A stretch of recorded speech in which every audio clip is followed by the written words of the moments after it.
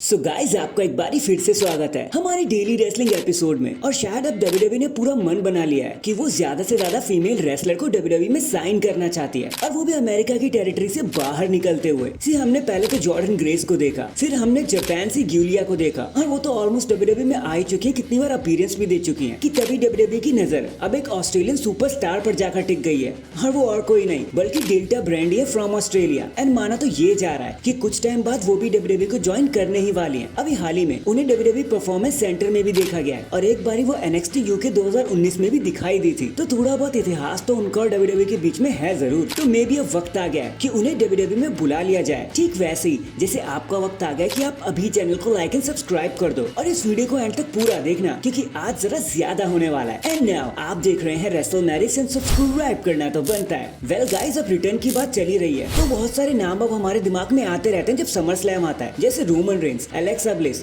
आस्का और भी बहुत सारे नाम दिमाग में स्ट्राइक करते हैं। लेकिन अब एक नाम ऐसा है जो सबसे बचते बचाते हुए सबका ध्यान अपनी तरफ उस नाम ने खींच लिया है, और वो और कोई नहीं बल्कि शॉर्लेट फ्लेयर है, हमारी क्वीन शॉर्लेट फ्लेयर। उन्होंने एकदम से सबका ध्यान अपनी तरफ ही खींच लिया, क्योंकि अभी हाल ही में उन्होंने अपने इंस्टाग्राम पर एक पिक्चर को अपलोड किया जहाँ वो अपने रेड हॉट रिंग अटायर में नजर आ रही हैं। और हम जानते हैं कि वो काफी हद तक रिकवर भी हो चुकी है अपनी इंजरी से। सीएम पंक की तरह थोड़ी नहीं कि पूरा महीना ही साल ही निकाल दो, वो काफी हद तक ठीक हो चुकी है। शॉर्लेट एकदम मस्त लग रही है, तो ये चीज उनकी रिटर्न की तरफ ही इशारा कर रहा है, और क्या पता वो समर स्लैम में आ ही जाए। बाकी अब लेट्स सी कि आगे क्या होता है और क्या कुछ हमें देखने को मिलेगा एट समर स्लैम। सो #SummerSlam 2024 नेक्स्ट। भले ही हमें ऑसम ट्रूथ कितनी ज्यादा पसंद हो, हम अपना दिल दे चुके हैं उन्हें, और the Miz as a face star काफी बेहतरीन काम कर रहे हैं। बट अभी अचानक एक इंटरव्यू देते हुए वो कुछ ऐसे बोल पड़े कि देखो यार, ऐसा नहीं है कि मैं फेस होकर मजा नहीं ले रहा हूँ, मुझे खुशी हो रही है, बट अगर आप मेरे दिल से पूछोगे ना तो मुझे हील होना ही बहुत अच्छा लगता है। मुझे वो बहुत पसंद है जब लोग मुझसे नफरत करते हैं और मेरे साथ खड़े होने के लिए मानते ही नहीं है, जब वो मुझ पे उंगलियां उठाते हैं। ये मेरा फेवरेट काम है कि कहीं ना कहीं मुझे ऐसा लगता है कि एज अ हील सुपरस्टार मैं ज्यादा शाइन करता हूँ, मेरा 100% वहीं पर निकल कर आता है। और कुछ यही कहना था द मिज का अपने बारे में कि उनको एज अ हील मजा आता है। बाकी आप बताओ भाई मुझे, आप द मिज को कैसे देखना चाहोगे, एज अ हील सुपरस्टार या एज अ फेस सुपरस्टार?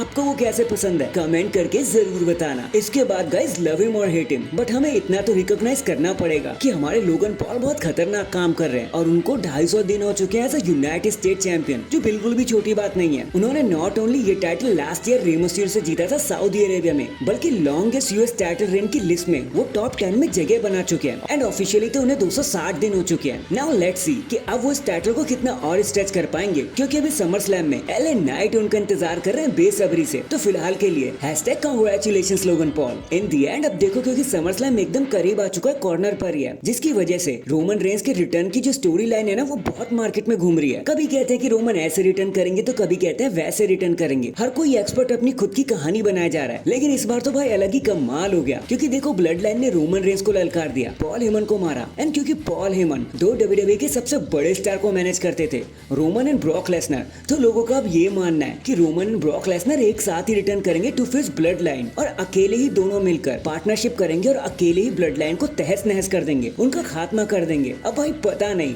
ये कौन लोग हैं जो इस तरीके के वाइल्ड टेक ले लेते हैं। भाई सुनने में बहुत मजा आ रहा है, लेकिन मैं आपको इसकी गारंटी दे सकता हूँ कि ऐसा होना कुछ नहीं है, क्योंकि भाई अगर ये टैग टीम बन गई ना, तो ब्लड लाइन आ जाए चाहे कोई आ जाए, इनको कोई नहीं रुकने वाला। बट सुनने में बड़ा मजा आया, लेकिन इट्स ट्रू फ्रीकिंग फारफेच। आपको क्या लगता है वो कमेंट करके बता देना। So that is it guys, अभी के लिए तो बस इतना ही। देखो आप मुझे बताना, अगर Brock Lesnar and Roman Reigns वाकई में एक साथ में आ जाते हैं, तो क्या आप ये सीक्वेंस देखना चाहोगे, या फिर रोमन वर्सेस ब्रॉक ये एक दूसरे से लड़ते हुए बढ़िया लगते हैं? सो कमेंट करके जरूर बताना। एंड चैनल पर नया है तो चैनल को जल्दी से लाइक एंड सब्सक्राइब कर दो। बाकी मैं मिलता हूँ आपसे किसी और अपडेट के साथ, तब तक के लिए अपना ख्याल रखें और खुश रहें।